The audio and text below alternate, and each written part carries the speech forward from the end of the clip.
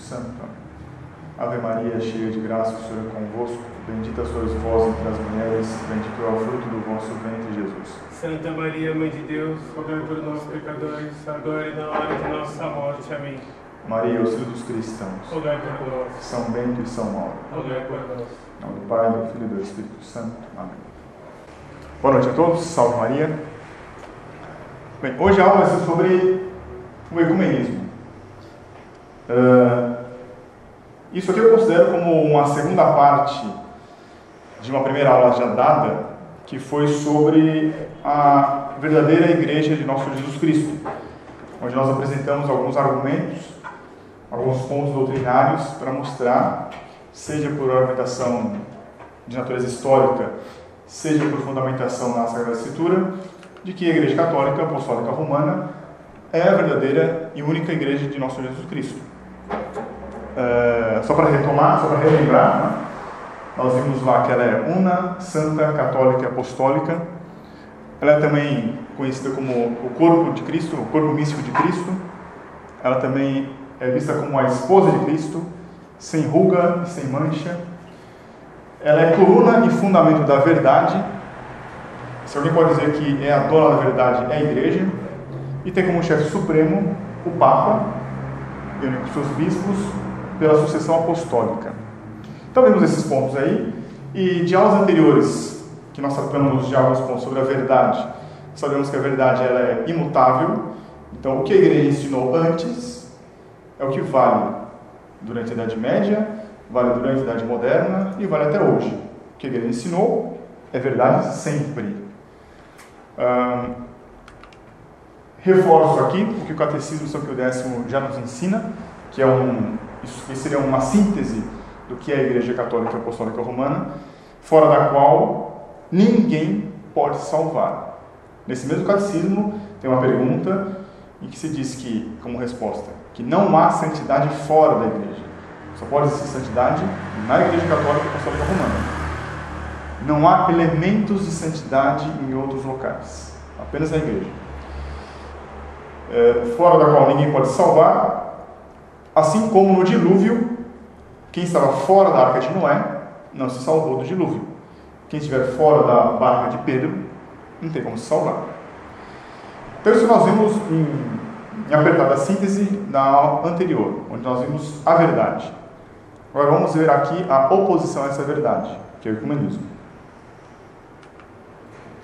Apenas um dado histórico, não vou me aprofundar nisso, apenas mostrar que no século XIX é que nós temos conhecimento de um movimento, o início de um movimento que buscava a união dos cristãos.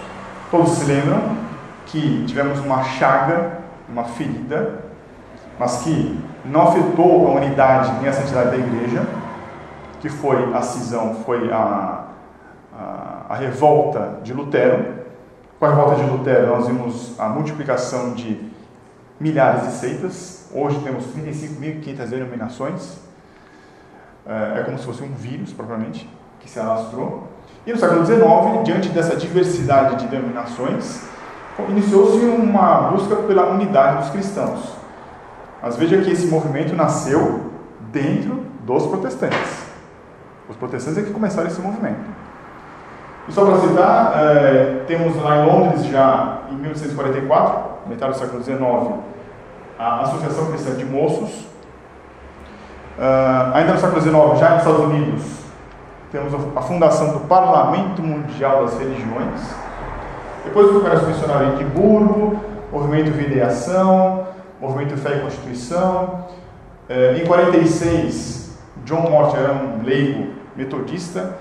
Ele ganhou o Nobel da Paz. Ele foi presidente depois do Conselho Mundial de Igrejas, fundado em 48. E vemos aqui então um movimento que permeia o século XX, que é a busca pela unidade dos cristãos. Em face desse movimento, aparentemente é uma coisa boa, né? Buscar a unidade dos cristãos. É uma coxa de retalhos e todo mundo fala que é cristão, eles buscam unidade. Repito, mas nasceu no seio protestante. Qual a posição católica frente a isso? Bem, a Igreja Católica, como nós vimos, como nós aprendemos, ela faz o apostolado. Esse termo, infelizmente, caiu em desuso. Eles falam de evangelização. E, infelizmente, hoje caiu um termo pejorativo. Mas nós fazemos proselitismo. O que significa isso? Nós buscamos com que as pessoas se convertam à Igreja Católica Apostólica Romana. Mas não por um desejo, por um capricho de falar assim, eu estou certo, todo mundo errado, eu quero que você fique comigo. Não é isso. Nós vimos já uma outra aula, que foi sobre a redenção, e vemos a importância que existe de nós, católicos, tanto leigos como religiosos, de buscar a conversão das pessoas. Por quê? Estamos buscando a salvação das pessoas. Para quê? Para que elas vão para o céu. Para quê? Para que o sangue que nosso Senhor Jesus Cristo derramou não seja em vão, não seja desperdiçado. Então isso não é um mero capricho de querer dizer que eu estou certo ou você está errado. Não. Porque nós entendemos e nós sabemos que a única fonte da salvação, o único local de salvação, é dentro da igreja. Daí o nosso esforço, seja de uma conversa, seja num debate, seja nas aulas dadas, escrever artigos, dar um bom exemplo às pessoas, é buscando sempre a conversão das pessoas para a igreja. Isso a igreja sempre fez. Sempre fez. Eu coloco aqui o exemplo de São Camilo Leles, porque recentemente eu li a vida dele. Lá se vê, alguém poderia dizer um exagero, mas ele fazia questão de ir para as pessoas mais doentes, que ninguém mais queria cuidar, seja porque não se pagava, ele queria fazer de graça, seja porque tinha um medo de contaminação, ele não tinha nenhum medo de se contaminar. Por quê? Porque ele buscava a salvação daquelas pessoas. Tinham pessoas que não eram católicas, tinham pessoas que tinham abandonado a fé. Ele fazia questão, então, de ir lá, além de cuidar do corpo da pessoa, ele buscava cuidar da alma da pessoa. Então, quem lê a vida dele, vê o esforço que ele faz de modo incansável, buscando que a pessoa se converta, rezando junto com ela, perguntando se ela quer receber os sacramentos, buscando que a pessoa se arrependa dos pecados. Ele praticamente, eu me arrisco a dizer, ele montou um checklist. Porque do lado natural, do lado corporal, ele foi um dos responsáveis pela sistematização de tratamento dos doentes. Ele fez uma sistemática. Isso tem livros escritos falando sobre a revolução médica que ele promoveu. Isso de modo bem natural.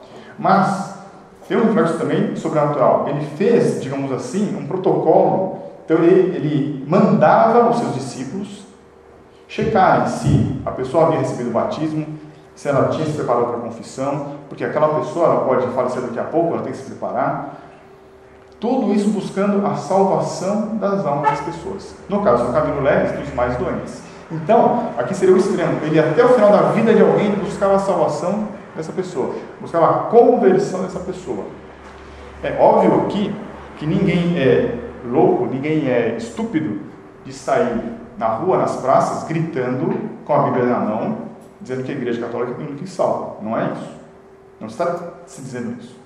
Apenas que nós temos que ter esse espírito de buscar a conversão das pessoas, seja no âmbito da família, no trabalho, na escola, com seus amigos, sempre com argumentos. Daí a nossa ênfase, a nossa insistência em que se estude, para dar argumentos às pessoas.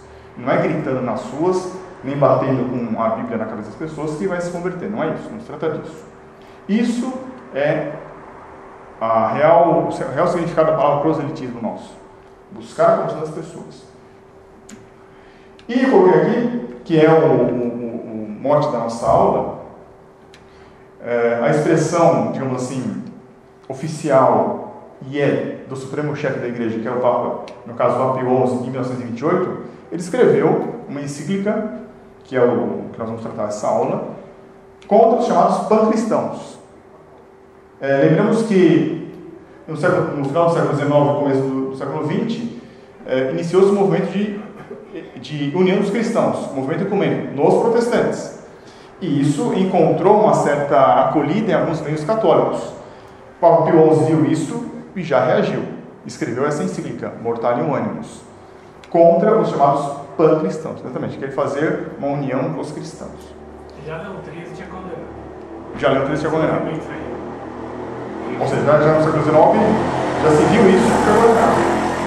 Entrou dentro da igreja, isso junto com o movimento litúrgico, Quem se recorda isso das aulas sobre a liturgia, temos uma parte histórica lá que mostra isso também. Já havia ali um contato do movimento litúrgico com o movimento ecumênico.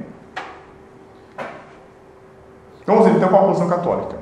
Eu vou colocar então aqui, nesses slides, eu peço desculpas pela leitura, que vai ser um pouco cansativa, mas é de contrapor o que Pio XI ensina para nós e o que um autor já mais recente fala. Então, Pio XI já acusa isso de um falso motivo. Pio XI diz lá: entretanto, quando se trata de promover a unidade entre todos os cristãos, os chamados pancristãos dizem o seguinte: oxalá todos os cristãos fossem um. E acrescentam: os cristãos poderiam repelir muito melhor a peste da impiedade que cada dia mais se alastra e se expande e se ordena ao enfraquecimento do Evangelho. Então, esses pancristãos, eles se preocupavam com a união, por quê? Porque essa divisão enfraquecia a propagação do Evangelho. Puxa, eles deviam ter falado isso para Lutero já antes, né? A divisão já começou lá. E claro, isso vai enfraquecer a propagação do Evangelho. Muito bem. Então, Pio XI já está dizendo aí, isso é um falso motivo.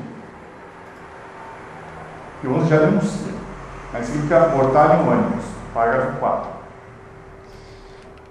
E aí vem, já em tempos mais recentes, 1928, cerca de 50 anos depois, vem alguém e fala assim: essa divisão, porém, contradiz abertamente a vontade de Cristo e é escândalo para o mundo, como também prejudica a santíssima causa da pregação do Evangelho a toda a criatura.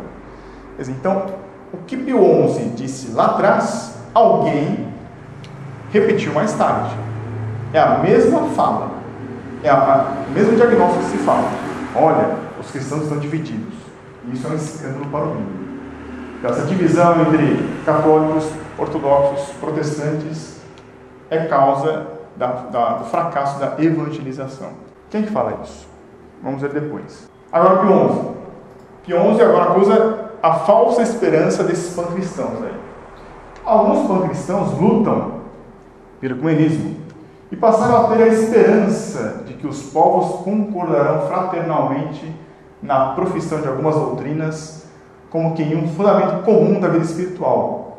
Por isso, costumam realizar por si mesmos convenções, assembleias e pregações.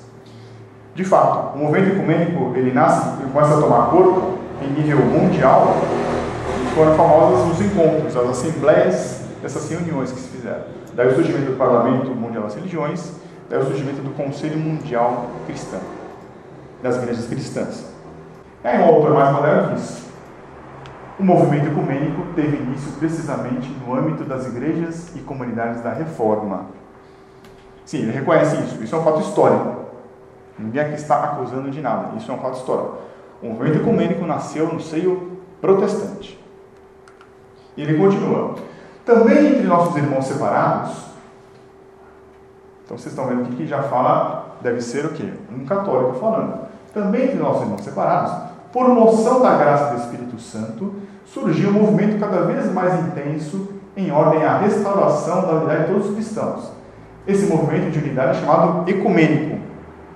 Participam dele não só individualmente, mas também reunidos em assembleias.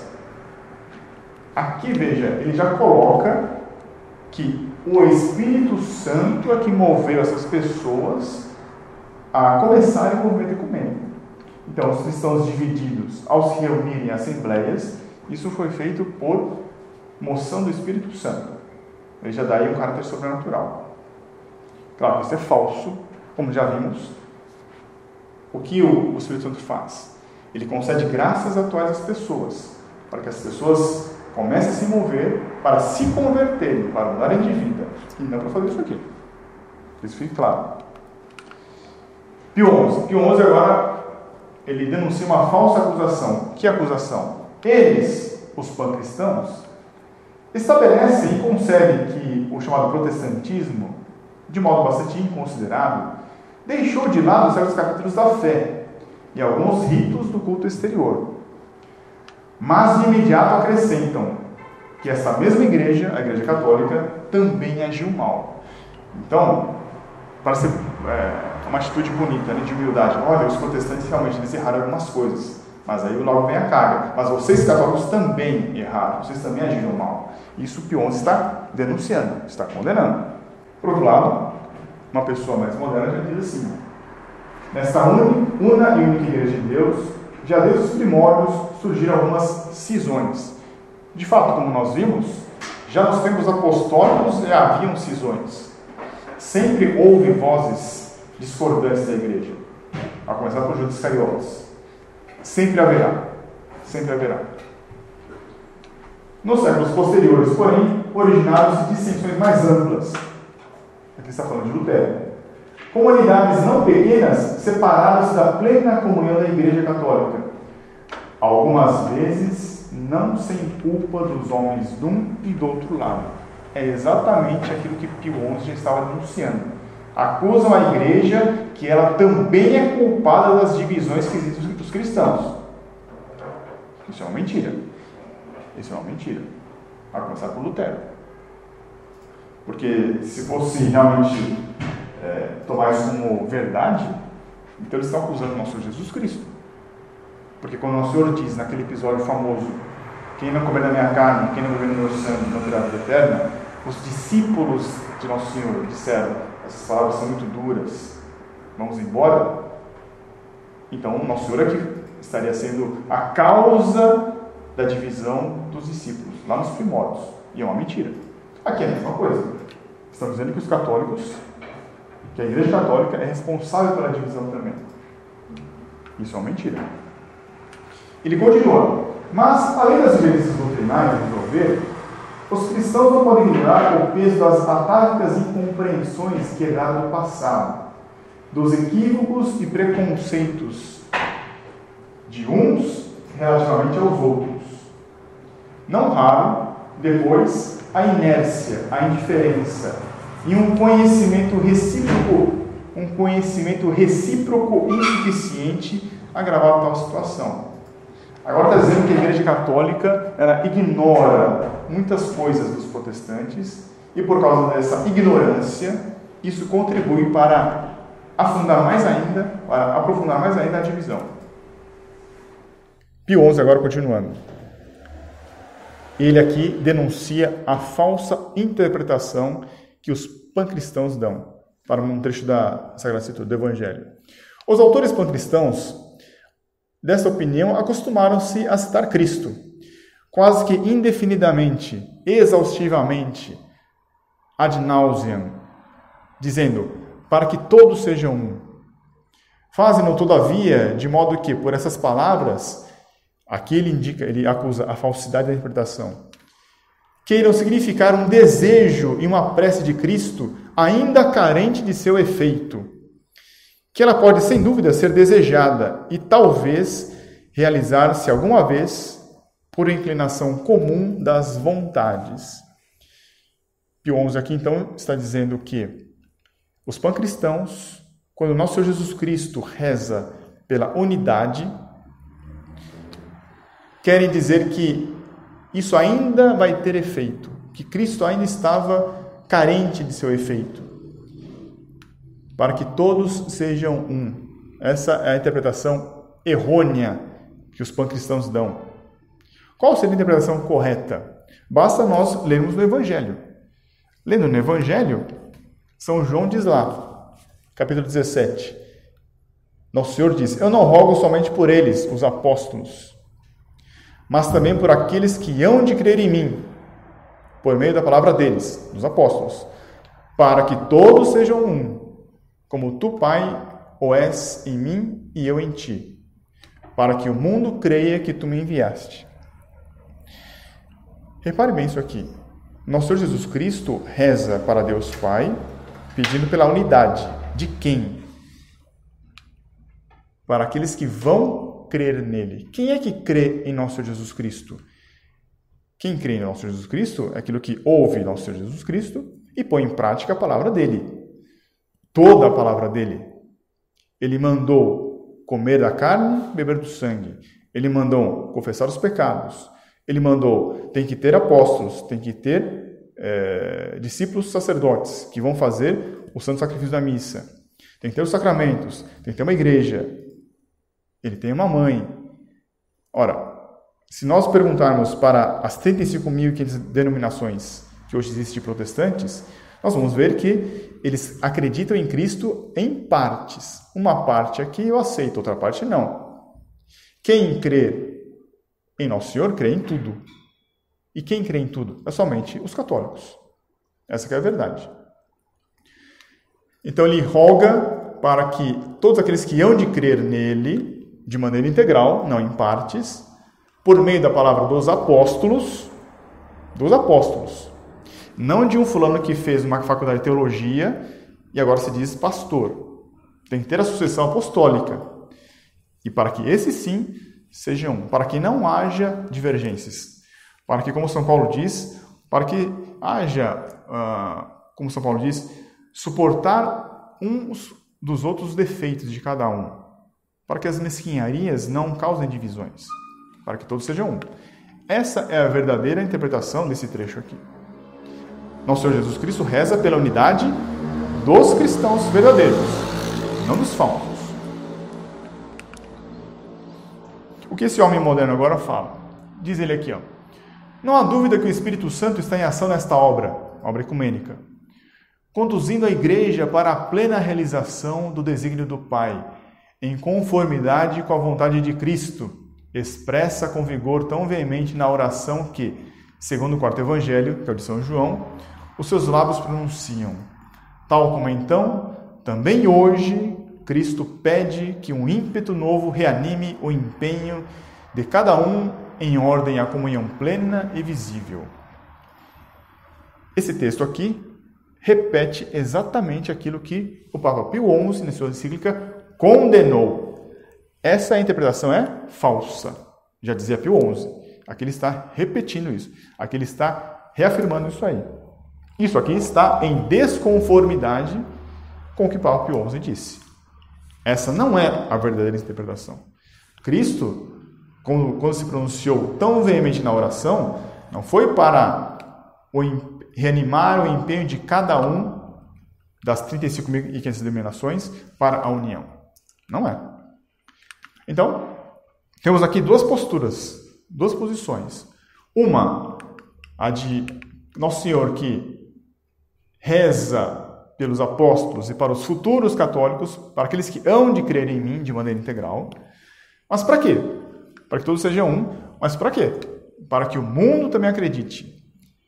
Então, essa unidade entre os católicos vai ser de tal maneira visível e admirável que isso vai fazer com que o mundo também venha a acreditar. A unidade dos católicos. A interpretação errônea diz que a oração de Cristo é dirigida a todos os cristãos, que por ação do Espírito Santo vai ter no futuro a união dos cristãos. Então ele utiliza um trecho do Evangelho para justificar, para fundamentar a ação do Espírito Santo e uma oração de Nosso Senhor para o movimento ecumênico. E isso Pio XI já dizia, isso é falso. Mais uma denúncia de Pio XI sobre a igualdade entre as igrejas ditas cristãs, né? Porque, estritamente falando, a única igreja cristã que existe é a Igreja Católica Apostólica Romana. Afirmam eles, os pancristãos, que tratariam de bom grado com a Igreja Romana. Eles têm boa vontade, eles também sentariam e conversariam com a Igreja Romana, mas com igualdade de direitos. Isto é, iguais com um igual. O Papa já está dizendo, olha, não é assim. A Igreja Católica Apostólica Romana, ela não é só superior, ela é a verdadeira. O resto está na mentira. Aqui estão dizendo que não. Estariam em pé de igualdade. Isso é falso. É mesmo quando você querer discutir com o seu chefe na empresa ou o seu professor na escola, como se fossem iguais. Não é. Apesar disso, embora Pio XI já tenha denunciado isso, chega alguém e fala assim, em tudo isso, porém, há uma exigência de reciprocidade. Ater-se a tal critério é compromisso de cada uma das partes que quer dialogar. Essa palavra é importante. E é condição prévia para iniciá-lo, o diálogo. É preciso passar de uma posição de antagonismo e de conflito para um nível onde um e outro se reconheçam reciprocamente como partes. Então, para essa pessoa aqui, a Igreja Católica, que nós já vimos, ela é coluna e fundamento da verdade, ela deve se sentar em pé de igualdade com as seitas heréticas. Que pena. Então, diante desse quadro, Pio XI, então, já alertava os católicos: olha, isso aqui é falso, isso aqui é falso, isso aqui é falso. Chega então no final, ele tem uma decisão. Isso aqui eu coloquei em letras grandes, porque isso que Papa Pio XI diz realmente é um tapa para o homem moderno. Confiamos que poderemos atingir mais facilmente o povo. Ele está se dirigindo aos bispos. É o Papa se dirigindo aos bispos. É o pastor que está apacentando seus cordeiros, seus bispos. Nós podemos facilmente atingir mais o povo, pois os católicos devem saber o que devem pensar e o que devem praticar. Aqui a autoridade máxima da igreja dizendo: católicos do mundo, vocês devem pensar assim e devem agir assim. Isso aqui vai contra toda a questão do diálogo do mundo moderno, de que deve ter respeito com as pessoas, devemos respeitar a liberdade de crença, a liberdade de opinião, blá, blá, blá, blá, blá. Não. Aqui é o Supremo Pastor falando para os seus fiéis. Os católicos devem saber o que devem pensar e o que devem praticar. E quem vai fazer isso é ele, e está falando para os seus bispos, para os bispos fazerem a mesma coisa. Qual foi a decisão dele? Assim sendo, é manifestamente claro que a Santa Sé não pode, de modo algum, participar de suas assembleias. Essas assembleias, os encontros, as reuniões ecumênicas. Lembramos que Pio XI aqui estava já combatendo alguns setores da igreja, algumas pessoas do clero da igreja que estavam buscando uma aproximação ali, esse diálogo ecumênico. E que os católicos, de nenhum modo é lícito aprovar ou contribuir para essas reuniões, assembleias, diálogos ecumênicos. Se o fizerem, concederão autoridade à falsa religião cristã. Então, para um católico, não basta, claro que vocês veem aqui no nosso Espaço Fausto Carmelli, o canal, os artigos, nós buscamos a conversão das pessoas pelo estudo, dando argumentos, dando aulas. Nós rezamos também, mas também temos que ensinar, temos que buscar a conversão pelo bom exemplo. É isso que o Papa está dizendo aqui. Quem for nessas reuniões estarão contribuindo, estarão concedendo autoridade a uma falsa religião cristã. Ou seja, a gente está dando crédito para eles. Então, a um católico não é lícito aprovar ou contribuir para essas iniciativas.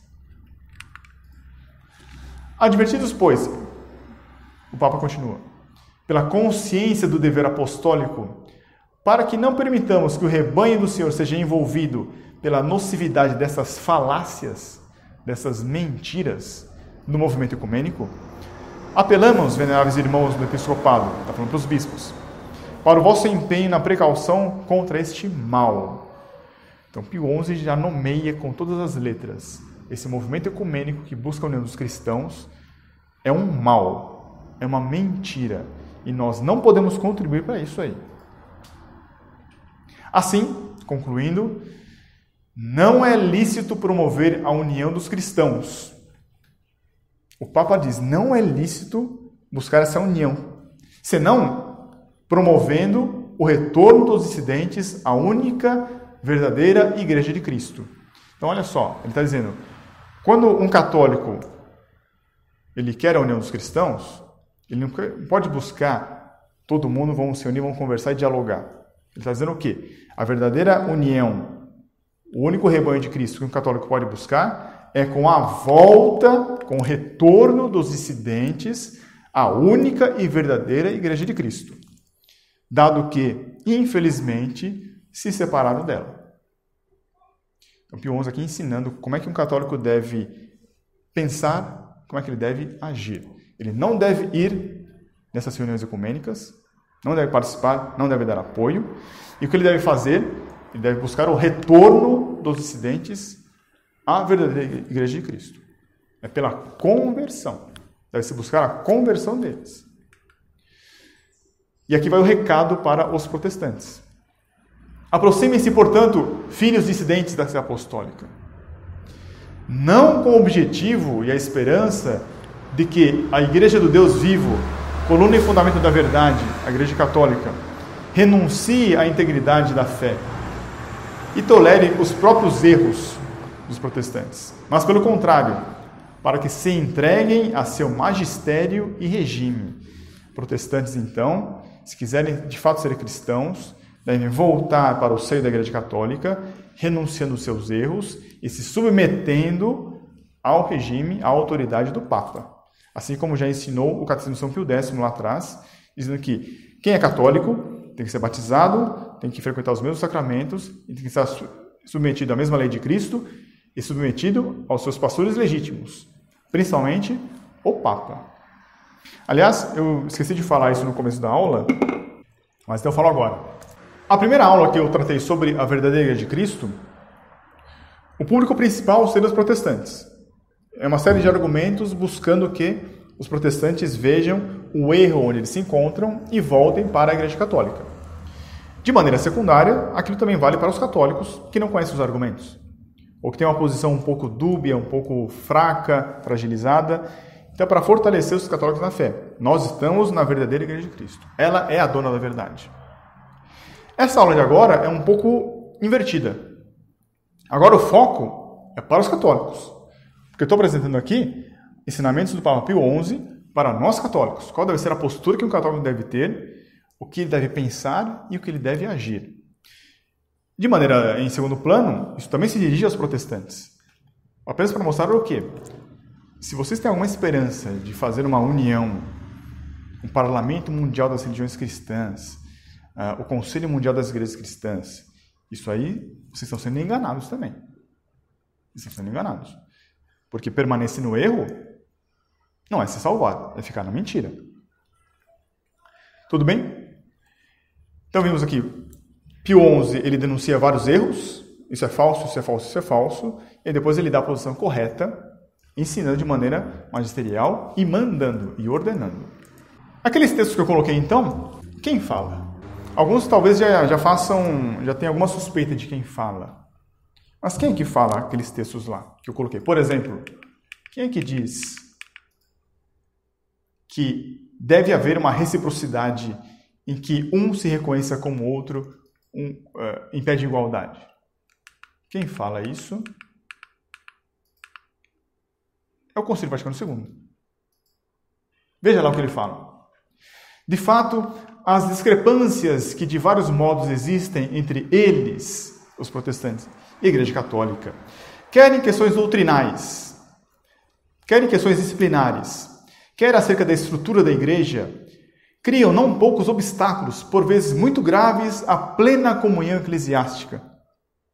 O movimento ecumênico visa a superar esses obstáculos. O Concílio Vaticano II, então, diz que o movimento ecumênico vem para superar esses obstáculos. Obstáculos doutrinais. Então, a doutrina da Igreja é um estorvo. Disciplinares. A estrutura como está montada. E para quem não conhece, tem aquele livro O Reino se lança no Tibre. Esse livro dá raiva de ler, porque tem um capítulo lá que trata sobre Nossa Senhora. É exatamente isso. Queriam colocar Nossa Senhora, um documento exclusivo para ela, no concílio. Alguns bispos disseram, não, mas isso vai atrapalhar o movimento ecumênico.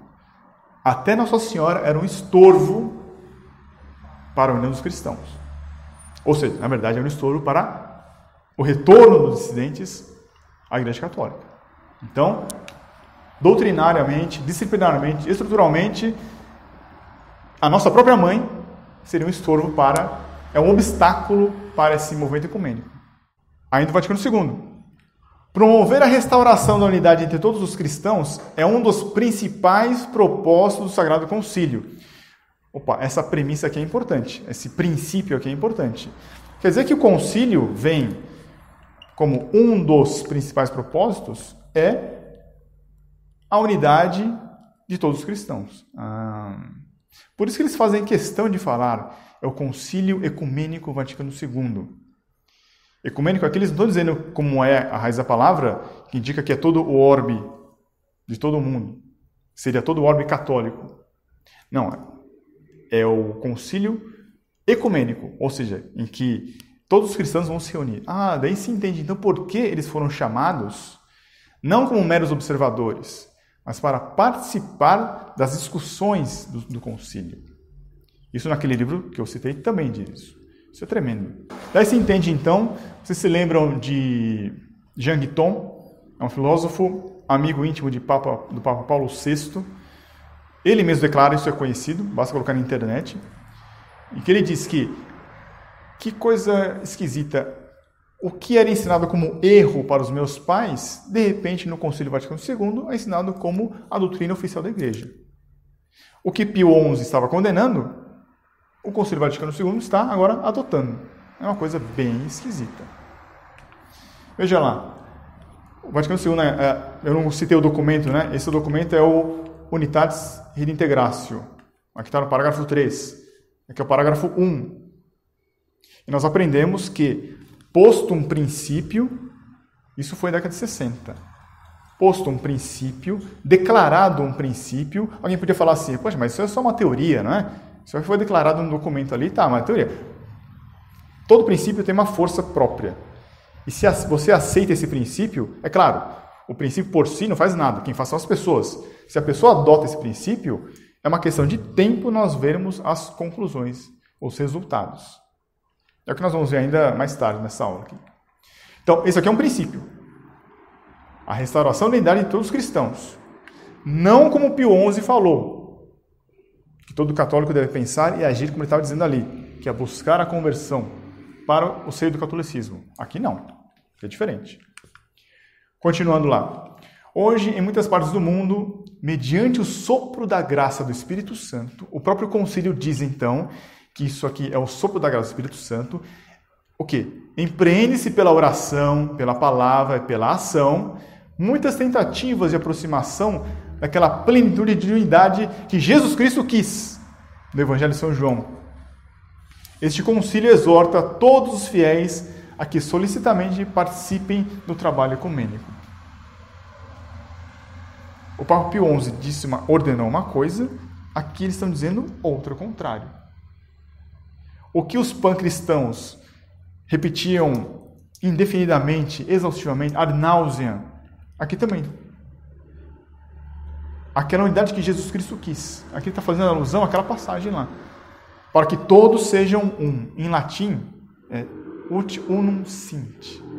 Para que todos sejam um. Esse é o slogan que os ecumênicos usam. Daí se entende porque eles querem dialogar. Não quer mais discutir. A palavra discussão ficou tão pejorativa hoje em dia que que sejam dois amigos estão discutindo, estão debatendo pontos, a pessoa já fala assim, não estamos discutindo, né? Porque associam discussão com briga. Mas não é isso. Ninguém está brigando. Mas é claro que estão brigando num certo sentido, porque na verdade é um embate de ideias, embate de doutrinas. Uma doutrina é correta, a outra é falsa. Isso é uma briga, é um debate. Ninguém está querendo convencer o outro com uma arma na mão, mas é com argumentos. Então, é uma discussão, sim. Não se trata de um mero diálogo, como duas pessoas na mesa de uma refeição estão fazendo. Não. É um debate, propriamente. É um choque de ideias, de doutrinas. Só que hoje, o pessoal não gosta de falar proselitismo, não gosta de dizer debate e discussão. Fala-se diálogo. E ainda continua o documento. Por movimento ecumênico, entendem-se atividades e iniciativas que são suscitadas e ordenadas segundo as várias necessidades da Igreja e oportunidade dos tempos, no sentido de favorecer a unidade dos cristãos. Não sei se vocês entenderam que o Vaticano II, então, ele está assumindo para si, ele está admitindo para si o movimento ecumênico. O que é o movimento ecumênico? Atividades e iniciativas Para quê? Para favorecer a unidade dos cristãos. Quais são essas atividades? Quais são essas iniciativas? Eliminar palavras, juízos e ações que tornam mais difíceis as relações com eles.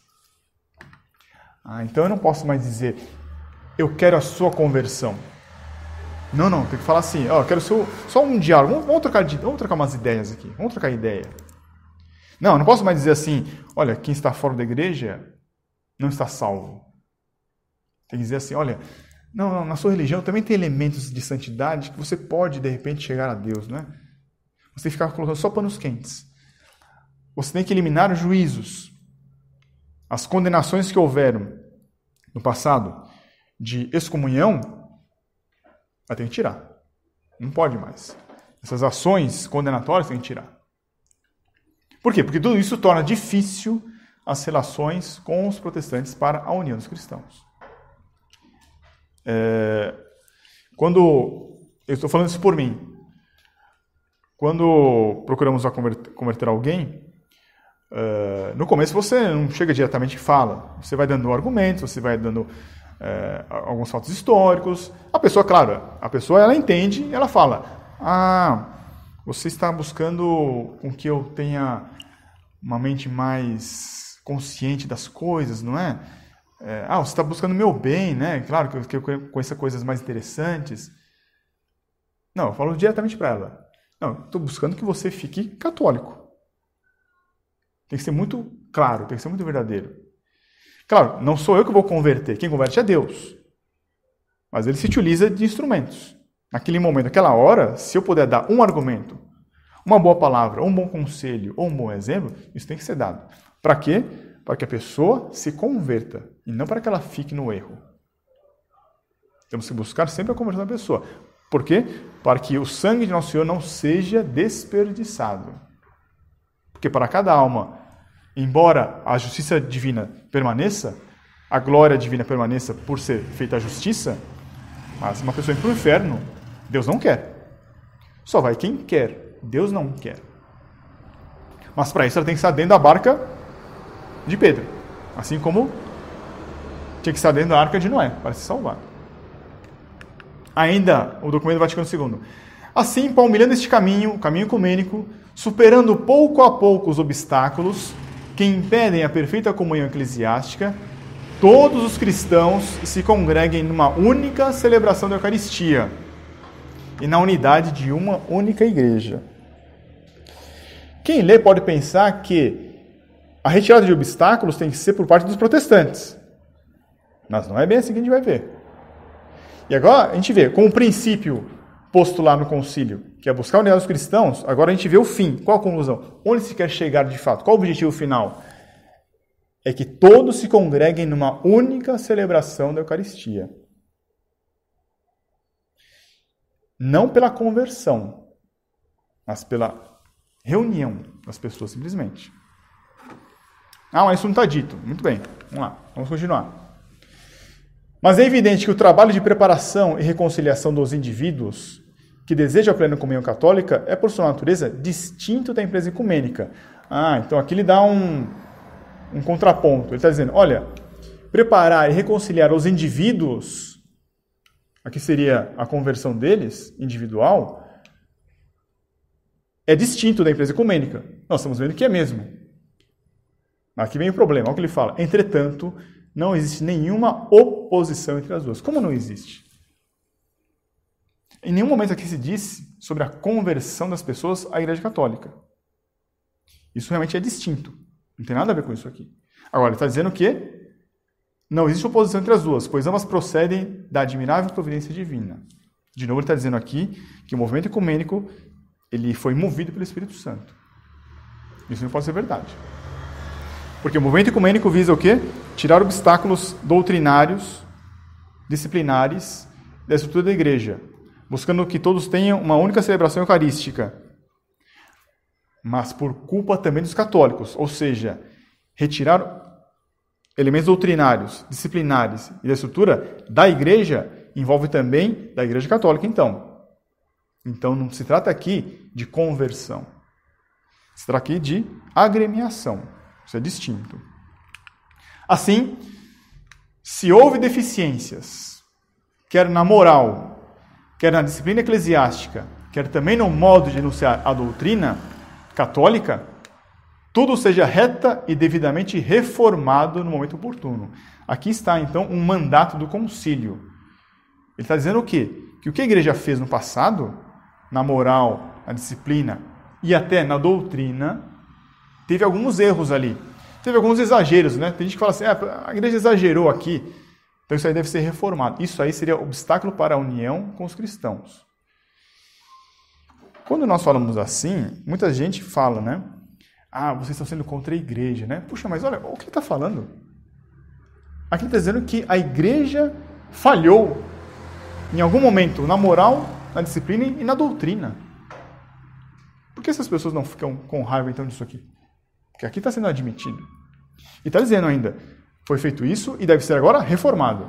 Por isso que eles têm um princípio chamado Ecclesia sempre reformando. A igreja sempre está em reforma. Sempre está mudando. Porque a pretexto de reformar, eles vão mudando tudo.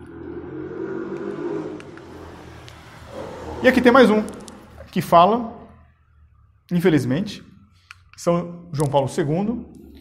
Trechos atrás que eu coloquei é uma encíclica chamada Ut Unum Sint, para que todos sejam um. É uma encíclica do Papa João Paulo II.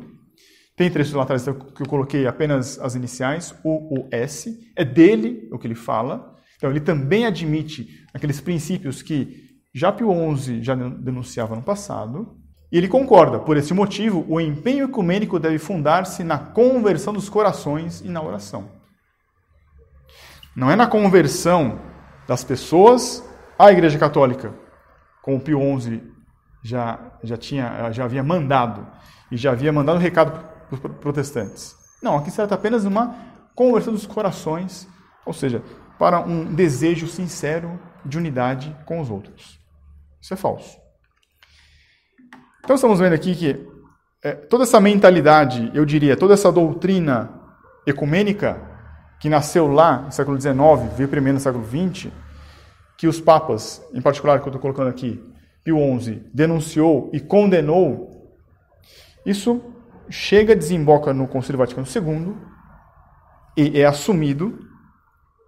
E eu colocaria assim, afinal o concílio foi um evento que emitiu documentos, ou seja, isso aí seria o projeto.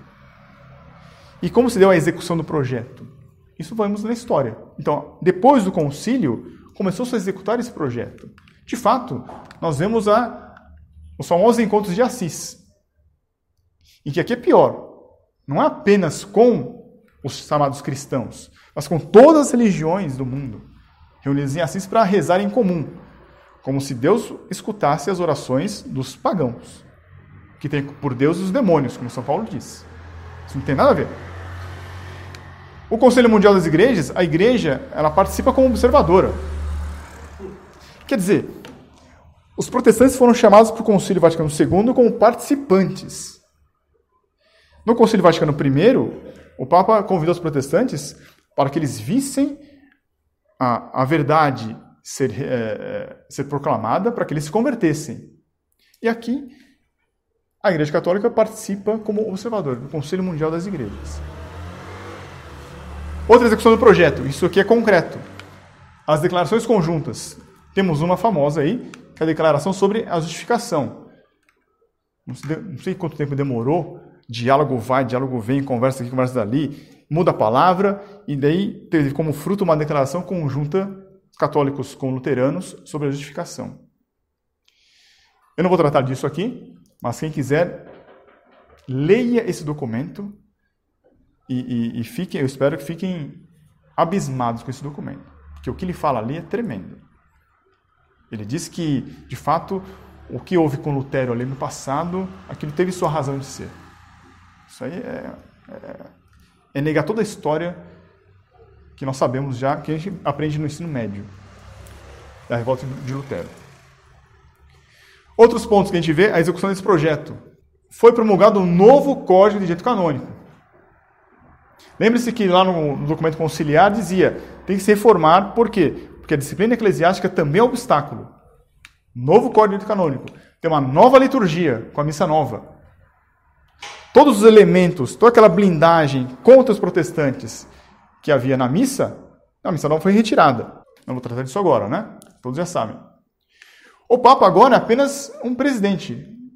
Ele tem um cargo de presidência frente às outras religiões. Ele seria um primus inter pares, como os ortodoxos gostam de falar. Ele não é o supremo chefe da igreja verdadeira de Cristo. Não, ele seria um mero presidente. E agora, por contradição, uma contradição curiosa, porque para os protestantes vale tudo. Tudo pode. Só que aí no meio do caminho tinha uma pedra. Aí surgiu a figura de Dom Lefebvre. Dom Lefebvre ele foi o chato da história. Porque ele firmou o pé, ele denunciou isso aí e falou, não vou me mover daqui. E aí, para ele, então, valia todos os epítetos de dissidente, de faltar com a comunhão eclesial, com o sentimento da igreja, e com ele, então, foi feita a excomunhão. Para ele valeu a excomunhão, então. Por quê? Porque ali ele estava afirmando a doutrina de sempre da igreja. Então, para ele não valeu isso aqui. Então, esse caso aqui foi o contraponto para dizer assim, olha, então, os tolerantes se tornaram intolerantes com Dom Lefebvre. Agora, então, eles foram, na linguagem deles, proselitistas. Eles queriam a todo modo, a toda força, que Dom Lefebvre renunciasse às suas posições. Ele não renunciou. Então ele foi excomungado. Mas não é isso que eu vou tratar. Apenas dizer que esse movimento foi tão avassalador que chegou até o ponto de chegarem a excomungarem Dom Lefebvre por causa disso. Então, aqui vemos alguns frutos da execução desse projeto. O projeto ecumênico.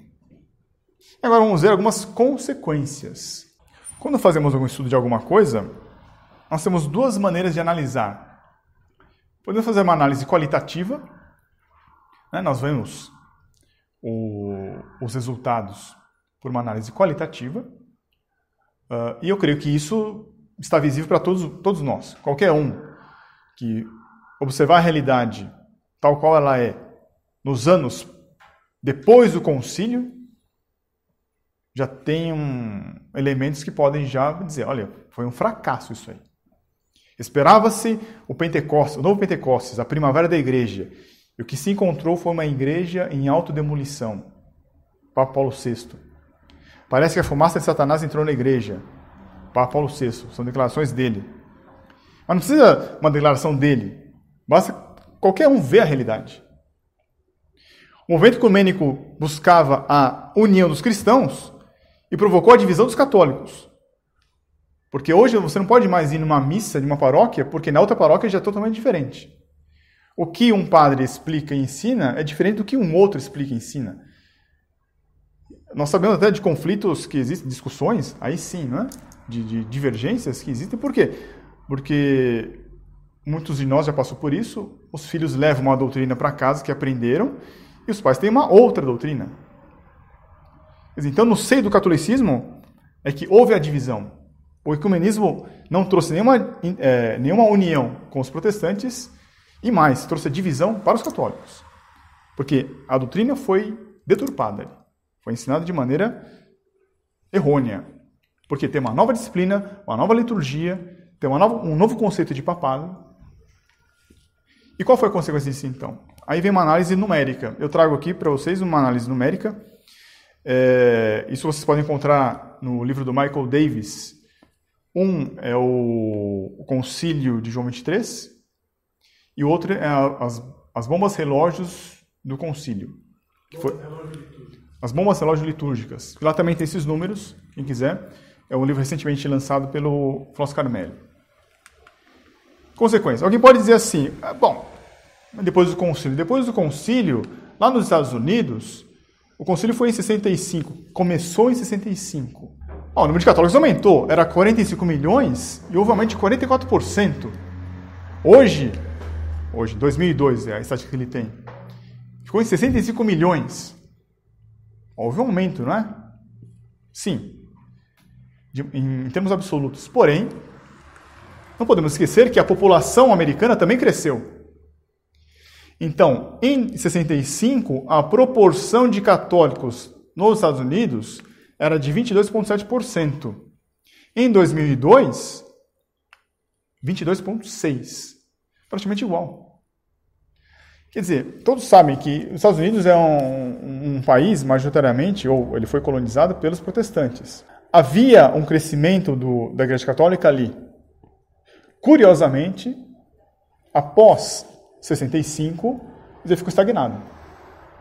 Ou seja, apenas houve uma manutenção ali dos católicos. Mas vamos abrir isso aqui. Vamos entrar em mais detalhes. O número de batismos infantis. Naquela época era 1.300.000, em 2002 ficou para 1 milhão. Houve uma queda. Agora, o pior, o número de batismo de adultos, ou seja, as conversões que haviam de adultos, foi 126.000 naquela época, em 2002 foi para 80.000. Queda de 37%. Então, o que nos leva a crer aqui? Aqui foi uma mera manutenção. A pessoa se acostuma, né? Só uma coisa, o concílio terminou em 65. Ah, foi terminado em 65, desculpe. Foi de 62 a 65. Então, aqui já é uma estatística do término do concílio, desculpe. Eu estava falando, então, a questão do batismo infantil. As pessoas, então, batizam por um costume. É o que a gente vê. E o reflexo disso é a manutenção do número, porém, as conversões se vê que elas caíram. Então, todo aquele ímpeto, toda aquela pujança de conversões de adultos já para a religião, inexistiu. Número de escolas paroquiais, primárias e escolas secundárias diocesanas. Também queda. Haviam 10.500 escolas primárias, hoje 6.000, quase pela metade. E escolas secundárias diocesanas era 1.500, hoje foi para 700. Fecharam. Claro, não tem mais. Não tem mais católico para ensinar. Não tem que ter o esforço missionário de fato para converter as pessoas. Então, inclusive, deve-se fechar as escolas. Número de paróquias. Naquela época, haviam 54.900 paróquias. Em 2002, caiu para 19.000. Em 2020, a previsão era ter 18.000, mais uma queda. Agora, o que tem mais importante para nós, claro que isso aqui é importante, mas as paróquias sem padres. Naquela época, havia praticamente o quê? 1% de paróquias sem padres. Em 2020, se prevê que haverá 25% das paróquias sem padres. Claro, quem vai querer ser padre? Afinal, para que ser padre? Talvez só para ter uma fonte de renda, fazer uma carreira eclesiástica. Mas, de fato, então, nós vemos que 1/4 das paróquias não tem padre nos Estados Unidos. Claro que a gente pode extrapolar para o mundo inteiro. Existe falta de padres. Mas por que será, né, que há falta de padres? Essa é a pergunta. Número de matrimônios. Aqui eu tenho o número dos Estados Unidos, era 350.000 em 65, em 2002 caiu para 256. Mas, de novo, o que causa espanto é o número de nulidades matrimoniais dos Estados Unidos. Naquela época, era 1% praticamente de nulidade matrimonial, 338 em um ano. Em 2002, 50.000 nulidades matrimoniais. Isso representa quase que 20% dos matrimônios realizados. E aqui tem números da Inglaterra. Haviam uma crescente de matrimônios na Inglaterra, de 44 para 64, era 30.000, passou para 45.000. Em 99, houve uma queda para 13.000 matrimônios. Ordenações. Número de padres ordenados. Em 65, haviam 1.500. Em 2002, 450. Uma queda de 71% nas ordenações de padres americanos. Na Inglaterra, mesma coisa. Havia um crescendo, depois da Segunda Guerra até 64, havia um crescendo. Agora, em 99, uma queda brutal. Número de padres. Nos Estados Unidos. Então, veja, na década de 30, haviam 27.000 padres. Isso que eu quis dizer. Embora seja um país de colonização protestante, havia um crescendo aqui de catolicismo no país. Em 65, 58 mil padres. Houve um crescimento aí. Curiosamente, após o concílio, começou o declínio. Em 2020, a previsão, 31 mil padres. Ou seja, em 2020, a previsão é que fique igual à década de 30. Com uma população muito maior. Com uma população maior. Houve um retrocesso, então, aí, da Igreja Católica. Seminaristas, 49 mil, queda de 90% em 2002. Haviam 49 mil seminaristas, veja, quase que o mesmo número de padres. Isso explica ainda uma certa manutenção de sacerdotes ali. Mas hoje, quem é que vai tocar agora a Igreja Católica nos Estados Unidos? É fadado à morte. Religiosas e religiosos, mesmo movimento de queda. Religiosas eram 180 mil, em 2020 a previsão é de 40. De religiosos, a ala masculina, eram 12 mil, a previsão é que cai para 1/4, 13 mil. E aí abrindo, né, para os vários ramos religiosos, os franciscanos, queda também. O número de noviços, hoje, 60 noviços, quer dizer, no ano 2000. Quer dizer, terminado o concílio, eu tinha 2.500 franciscanos e tinha 2.200 noviços. Muitos desses se tornaram franciscanos de fato e mantiveram a ordem. Mas, curiosamente, não conseguiram novos noviços. A ordem franciscana está fadada a morrer também. Jesuítas, mesmo movimento de queda. Hoje, em 2000, havia pouco mais de 380 noviços jesuítas nos Estados Unidos. Por fim, aqui os redentoristas, havia o mesmo número de 1.100 e pouco, quase 1.200 padres e noviços. No ano 2000, algumas centenas apenas. Então aqui os números também, embora Nosso Senhor não se preocupe com números, que isso fique bem claro, quando os discípulos de Nosso Senhor abandonaram, ele não foi atrás, buscando diálogo com eles. Não, vem aqui, eu me expressei mal a minha doutrina, eu quis dizer comer a minha carne, beber o meu sangue, não era bem isso que eu queria dizer. Não. Eles foram embora, e Nosso Senhor deixou, e para agravar a situação, ele ainda se virou para os apóstolos e perguntaram, e vocês? Não vão também embora? Então, Nosso Senhor não está preocupado com números. Isso aqui é apenas um suporte, apenas um apoio, para nós termos uma visão da realidade de que depois do Concílio Vaticano II, houve um movimento de queda em toda a vida católica. Aqui peguei o exemplo dos americanos, mas a gente pode ver isso no mundo também. Infelizmente, essa que é a verdade. O novo Pentecostes, a nova primavera da igreja, isso aí tudo é uma ilusão. Tudo bem? Aqui eu termino essa aula. De novo, ela é direcionada especialmente aos católicos, para que vocês tenham agora alguns subsídios para pensar, refletir um pouquinho mais, para quem não tem escrúpulos diante disso aqui, mas também para os protestantes.